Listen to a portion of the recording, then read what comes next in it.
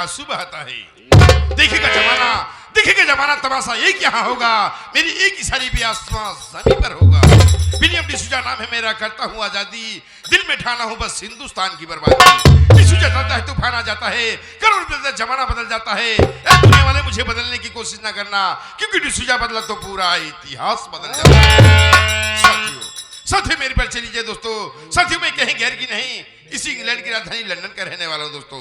साथियों हम अपने परिवार में कुल मिलाकर मात्र 2 प्राणी, एक मैं एक हमारे भैया फौजी थे, गलती से हिंदुस्तान का बॉर्डर पार कर दिए और हिंदुस्तानी फौजी भैया को जान से मार दिए।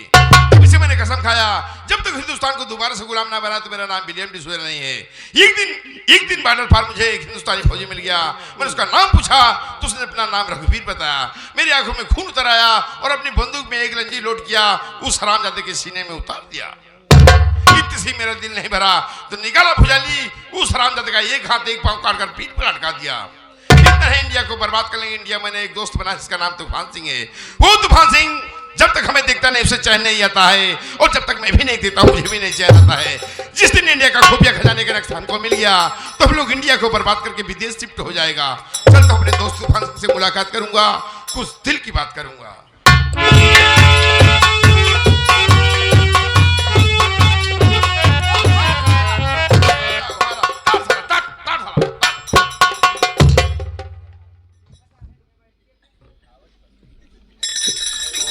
का बताए पंचो, इतना दिना से ही मोटका सारे साथी हमका राहत हो गया, लेकिन आज तक एक हम बात ना समझ पाई, बोलत है का पता नहीं। जैसे दिन और रात देखी भाई भाई भाई भाई करत हाथ सारे, चाहे संजा सवेरे इनका हम 4 गाड़ी दी, कोई दिक्कत नहीं। Oh no, my church, तूफान सिंह किधर है?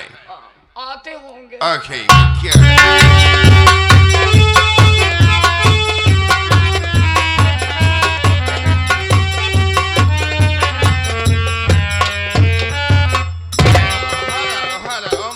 तुम्हारा चेहरा गिरी गिरी नजर आती है। चुप है। गिरी गिरी नजर आती है? यस। गिरा गिरा नजर आता है दोस्त। यस दोस्त क्या मेरे उदासी का कारण जानना चाहता है? तो बैठ जाओ, मैं बता रहा हूँ।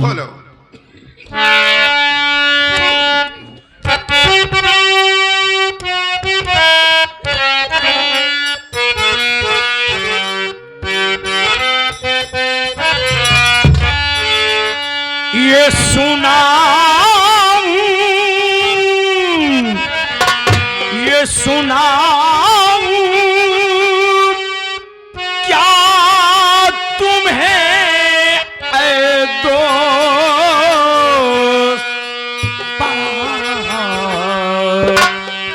गम का फसाना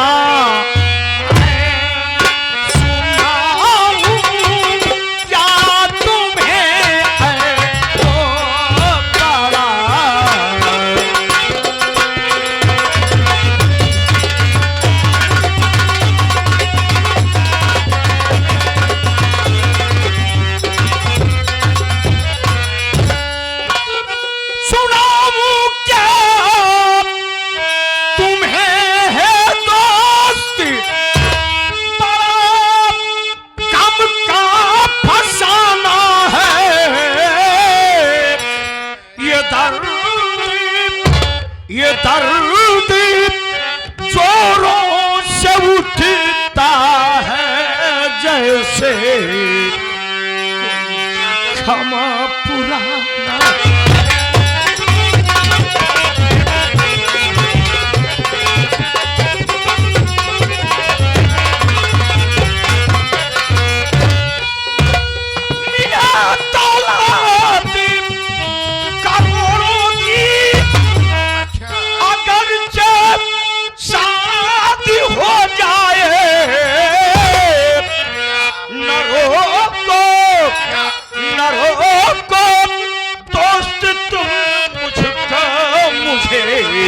जल्दी से जाना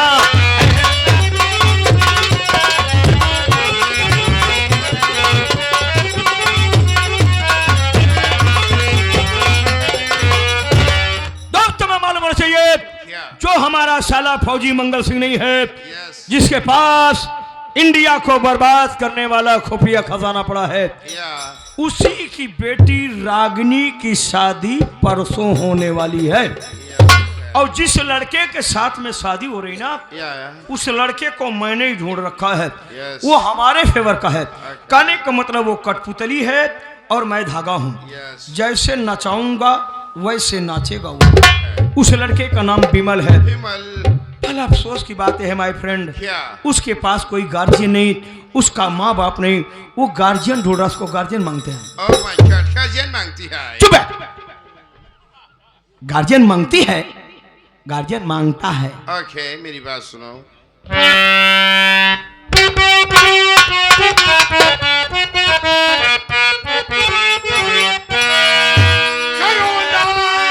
दिल में तुम चिंता ये साथी मैं करा।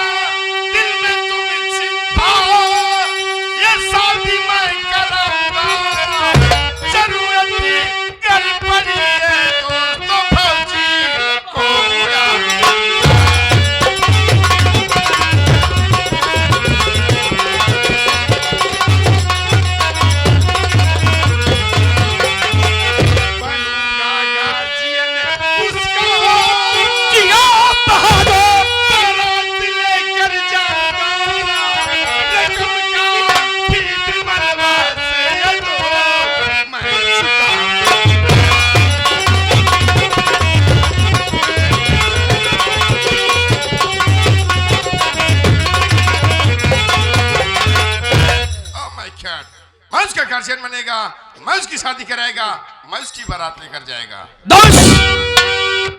अगर गार्जियन बन करके उसका बाप बन करके तुमने शादी करा दिया, तो वो लड़का खुश होकर के तुम्हें एक रात का 10,000 रुपया देगा। 10,000 देगी? ओहो, देगी नहीं, देगा अभी। ओके, ऐसे कर, उस लड़के का फोन नंबर दो, हम उससे बात करेगी। फोन नंबर लेके क्या करेगा यार? चल उसके दरवाजे पर चलते हैं, फेस टू फेस बात होगी। ओके, चलो चलते हैं। कहो फुफाई बतावा,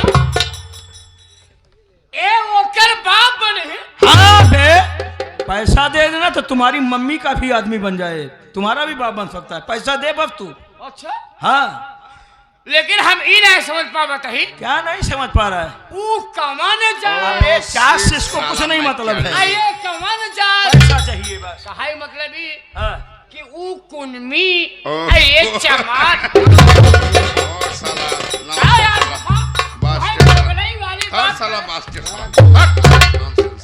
साले 2 लाख लड़कियां साले ने,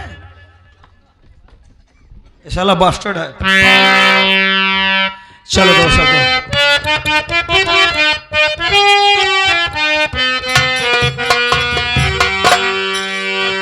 पानी चाहे दुश्मन ये जमाना हमारा, सलामत रहे तो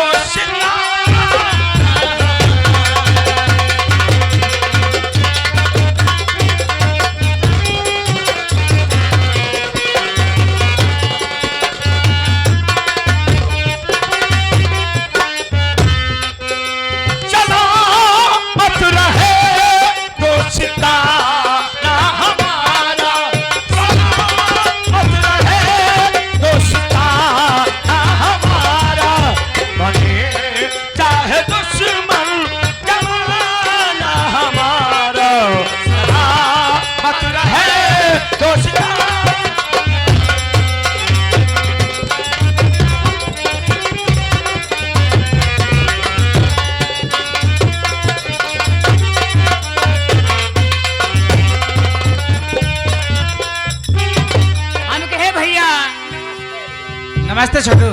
कहो। बढ़िया है भैया। भैया मैं तो आपको जानता हूँ, पहचानता हूँ मेरे भाई, लेकिन ये जो दूध राशि है भैया, लोग बाबू लोग चाचा लोग यहाँ पे उपस्थित हैं, बैठे हैं, ये लोग आपको तो ना जानते हैं भैया, ना आपको पहचानते हैं। आप यहाँ पे आए हैं मेरे भाई, तो आप अपनी परिचय स्वयं दे दो भैया। अच्छी बात है छोटू। साथियों, आप सब मेरा संगीत परिचय लीजिए कि मैं कौन हूं, कहां का रहने वाला हूं और मेरा नाम क्या है। मैं ही मुरादाबाद शहर का रहने वाला हूं। मेरा नाम साथियों विमल है। पर एक अफसोस की बात, मेरे बचपन में ही मेरे माँ बाप का स्वर्गवास हो गया। जब मैं 10 वर्ष का था, मेरे पिताजी एक फौजी थे। उनकी ड्यूटी अपने ही देश यानी हिंदुस्तान के बॉर्डर पर लगी हुई थी। अचानक एक दिन की बात है, मेरे पिताजी बॉर्डर की निगरानी कर रहे थे और बॉर्डर की निगरानी करते करते अचानक अपना बॉर्डर क्रॉस कर गए। जैसे उन्होंने अपना बॉर्डर क्रॉस किया, उधर से एक अंग्रेज आतंकवाद ने देखा और देखते ही मेरे पिताजी को गोली मार दी। इतना ही नहीं, गोली मारकर उनका एक हाथ और एक पांव काटकर पेट पर लटका दिया। यह सारी बातें जब मेरी माँ को पता चला ना भैया, हाँ भैया, तो मेरी बात सदमा बर्दाश्त न कर सकी छोटू। हाँ भैया। और हमेशा हमेशा के लिए मुझे छोड़कर वो भी भगवान को, और मैं भागा इस दुनिया में अनाथ बनकर रह गया भैया। हाँ भैया। पर छोटू भैया, एक खुशी की बात है यार। ओ कौन खुशी की बात है भैया? खुशी की बात है छोटू, हाँ, मेरी शादी इसी 15 तारीख को जी हाँ, एक फौजी की बेटी से होने वाली है यार। हाँ भैया। और मैं अपनी शादी हाँ हाँ, तूफान सिंह, जी तूफान सिंह कहने पर कर रहा हूँ यार। हाँ भैया। पर क्या बताऊँ छोटू, क्या हुआ भैया? यार 2 दिन हो गया है, हाँ हाँ, ना तो उनसे बात हो पा रही है ना मुलाकात हो रही है। सोच रहा हूँ आज उनके घर पर चलकर मुलाकात किया जाए, क्या कहते हो? भैया सबसे पहले आप पीछे मुड़ के तो देखिए ना भैया। तुम उनके घर चलने की बात कर रहा हूँ यार। अरे पीछे मुड़ के देखिए ना यार, मेरे भाई। अरे फूफा जी,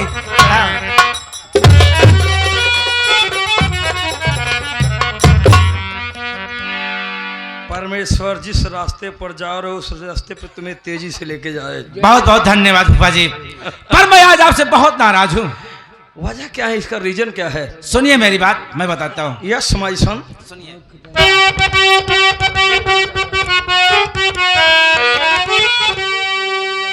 दो ही दिन शादी को बाकी अब रह गए, 2 ही दिन शादी बताया, 2 ही दिन शादी को बाकी अब रह गए। भला शादी को कैसे रचाऊंगा मैं, कोई व्यक्ति मिला ना तुम्हें अब तलाक, कैसे बारात को लेकर जाऊंगा। दिल में न चिंता ये भी तुम करो, ऐसे न करूं ये काम जीवन साथ में लेके आया हूं मैं, कैसे करना है इसको ये बताया सुनो, खुशियों का पैगाम सुन लो ये लाया।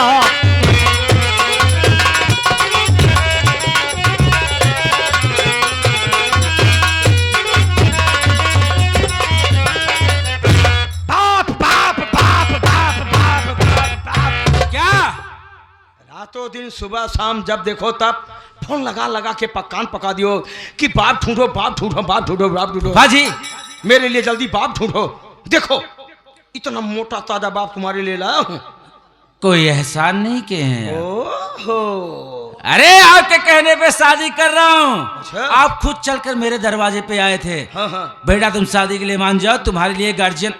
और वैसे ही ये बाप बाप क्यों नट लगा रखे, गार्जियन बोल सकते हैं ना आप। क्यों बाप कहने में शर्म लग रही क्या? वो बात नहीं है फूफा जी। अरे यार जब बारात लेकर के जाओगे तुम्हारा बाप ही समझेगा तो ना। वहां पे जो समझेंगे लोग समझेंगे। अरे आप तो जान रहे हैं ना, गार्जियन है तो गार्जियन बोल सकते हैं ना। क्यों बाप कहने में शर्म लग रही? वो बात नहीं, सिर्फ शादी कराने की बात है। तो हम क्या करें यार, तुम्हारे घर रहेगा ये? फूफा जी सीधी बात बताओ, ये बाप पसंद है कि नहीं पसंद है? क्यों? अगर ये बाप ना पसंद बताओ, तमाम बाप बैठे हुए हैं, अपने मम्मी के हिसाब से खोद लो। पाजी वैसे आप मजाक बढ़िया कर लेते हैं, अपनों से बातें कर लो। बात करो नए वाले डैडी से। Okay. Hello, my oh son. Hello hello hello paaji. विदेशी बाप इंडियन माँ खूब जोड़ी जमेगी बेटा। पाजी Yes, yes. अगर ऐसी बातें यस यस यस तुम्हारी मम्मी के लिए अगर ऐसी बातें करेंगे ना तब तो हो गई मेरी शादी। चिंता मत करो बेटा, इंडिया में आगे से ने हिंदी बोलने की प्रैक्टिस की है, Yes, हिंदी की प्रैक्टिस की है। कुछ सीख गया है, कुछ तुम्हारी मम्मी सिखा देगी। या। क्या क्या बोल रहे हो? Yes, मदर तुम्हारी। यानी इंडिया में आप आके हिंदी बोलने का प्रैक्टिस Yes, किए my हैं, son, my kid. यानी आप मेरे गार्जियन बनेंगे, आप मेरी शादी करवाएंगे। Yeah. तो ये बताइए, आप मेरे गार्जियन बनेंगे तो बदले में मुझे क्या करना पड़ेगा? My son, बदले में मेरी बात सुनो। कहिए। शादी करना कराना तो बिजनेस मेरा, धंधा इसका। सैकड़ों शादी हमने करा डाला, पैसे की खातिर बाप दादा गार्जियन बनूं, पैसा जोड़ा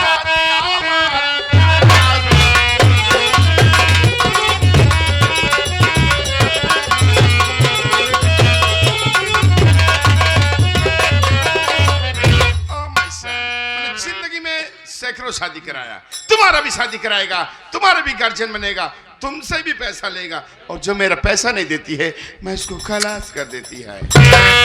you are danger man. I am danger man. तो यानी आप कहने का मतलब आप मेरी शादी करवाएंगे तो बदले मुझे आपको पैसा देना पड़ेगा। Yes. और अगर मैंने आपको पैसा ना दिया तो आप मटर। मेरा हैं? मटर माशा रे मटर। Okay. तो आप मेरा मर्डर कर देंगे। Yes. तो एक काम करते हैं ना, क्या? पहले हमारी आपके लेन देन की बात हो जाए। Okay. ये बताइए, आप मेरी शादी करवाएंगे तो बदले में मुझे Oh my son, 10,000 मांगती है। मांगती है नहीं, मैं मांगता है। Okay, मांगता है। तो आपको 10,000 रुपए चाहिए। अच्छी बात है ना, आप मेरी शादी करवाइए, 10 के बजाय पूरे 15,000 रुपए दूंगा। Oh my God, 15,000 देगी। ओहो! अभी देगी नहीं, देगा है रे। Okay. हाजी, इनको ये नहीं समझ में आ रहा कि मैं मार दूं की औरत हूँ। अरे कैसा नमूना आप लाए हैं। बेटा बड़ी मुश्किल से मिला है, रहने दीजिए, एक दिन के लिए चला दो, रहने दीजिए। फिर रेडीमेड बाप में कुछ कुछ फर्क रहेगा। हाजी कहाँ गए भैया? हाँ। ए भैया, बोल, ये तुम्हारी माँ बहन देखना बढ़िया है, अच्छा है कि नहीं? क्या है, अपनाना चाहते हो क्या? अगर ना बढ़िया हो बता। सब बापेन भी न परेशान है। क्या क्या क्या क्या बोला? अगर बढ़िया ना हो बता, हम तो है ही नहीं। तू न कहू हमार बाप बन रहे। ये 10,000 नहीं है, 5,000। अरे यार, ये दे हुए मंगती मंगता। अरे चुप रहे यार। सुन ले यार, हम शरीर भरे ना, लेकिन हम 100 में शरीर ना जाता।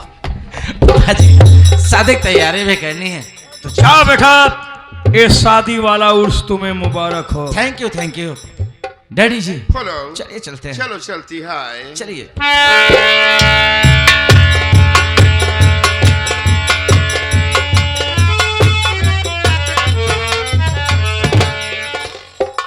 घबराओ मत विमल बेटा, खुश हो रहे हो ना? एक बार शादी हो जाने दो ना, तो हम तुम्हारी लाइफ में ऐसी बर्बादी फिट करेगा ना, जिंदगी भर आजादी नहीं पाएगा तू।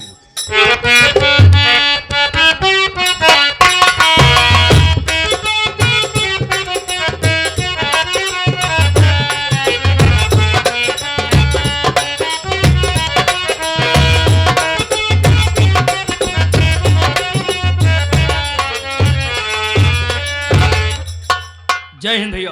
जय हिंद भाई साहब।